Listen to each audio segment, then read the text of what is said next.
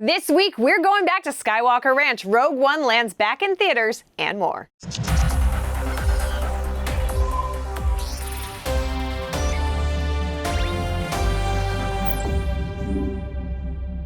Would you hurry up and go?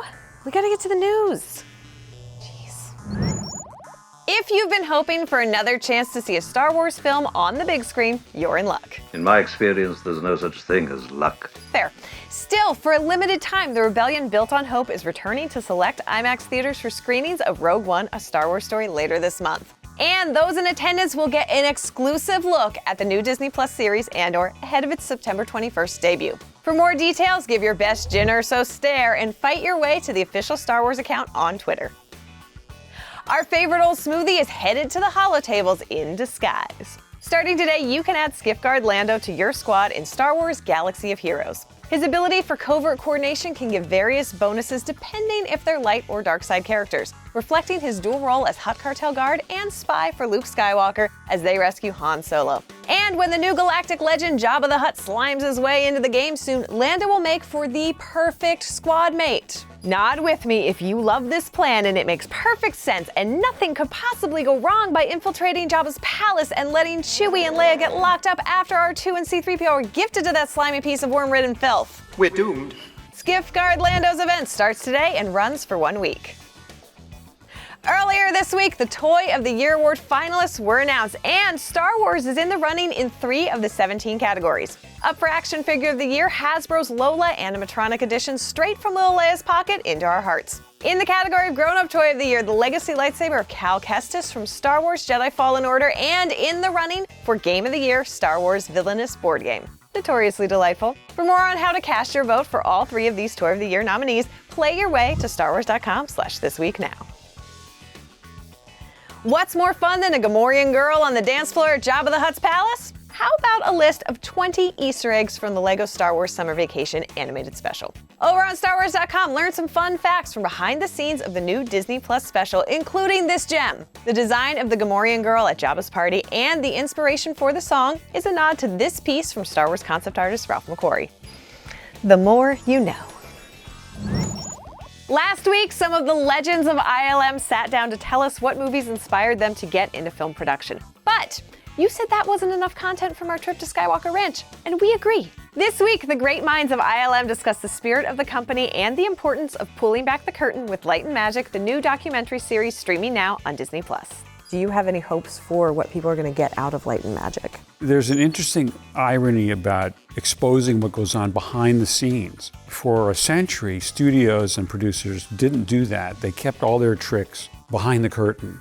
But that changed. Star Wars came out, had such a gigantic impact, and there were documentaries made right away which went around behind the scenes, and that was a commercially successful endeavor. People loved it. So I think that's going to always be there. We have this funny duality where we can watch a movie and they can also study about how it was done, and somehow they can reconcile the two and not let one diminish the other. It's really inspiring to look back on our legacy and realize what an impact these amazing geniuses, many of whom still work at ILM, the impact they've made on films, but really gets so honored through the lens of Lawrence Kasdan and all these A-list filmmakers who love to collaborate with us because of that unique filmmaking perspective, I think. My hope is with the documentary that it's going to kind of shed some light on the evolution of this company that started off developing a lot of the technology they used, they built from scratch. It's interesting to have that whole evolution maybe encapsulated so that people can get a sense of where this stuff came from,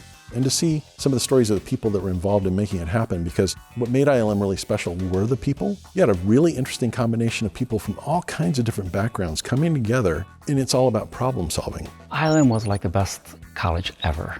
And it's a very similar environment because you have a lot of very talented people and we're learning at the same time. Every day was a discovery. Every day somebody was learning something new because we were being challenged to create something that had never been done before. And collectively as a group, we all came together to figure out what that is. We were just looking for if anybody had a better idea. It was like, okay, that's great, we'll do that. The camaraderie of everybody, and it was, we were all on the same wavelength. One of the things I think that's so amazing, which a lot of people don't get, is they weren't stuck on what they had mastered. They were focused on what they needed to do. That's a hard thing for most people to do it. ILM, that's the way they thought. So that's one of the things to get out of it. It's like you don't get stuck on what used to work. Yeah. You just focus on what needs to be done. This is how you relate to your ego and how you think about things. I hope that people will see that ILM, especially the early years, is something that could never happen again. There were these people who, many of whom hadn't worked in film before, but they had a specific skill and a talent to do one thing. And it was just something that came together at that moment in time and it could never be repeated again. Yeah. And, you know, we were all lucky to have been a part of it. Pursue your dreams, enjoy it. If you don't enjoy it, you shouldn't be in it because it's just going to get worse. But if you enjoy it, it's worth it. Thank you all for joining us at Skywalker Ranch and to ILM for bringing the magic. That's it for this week, but for more on these stories and other news from around the galaxy, check out StarWars.com. And be sure to join us right here for This Week in Star Wars every Thursday. Thanks for watching, and may the Force be with you.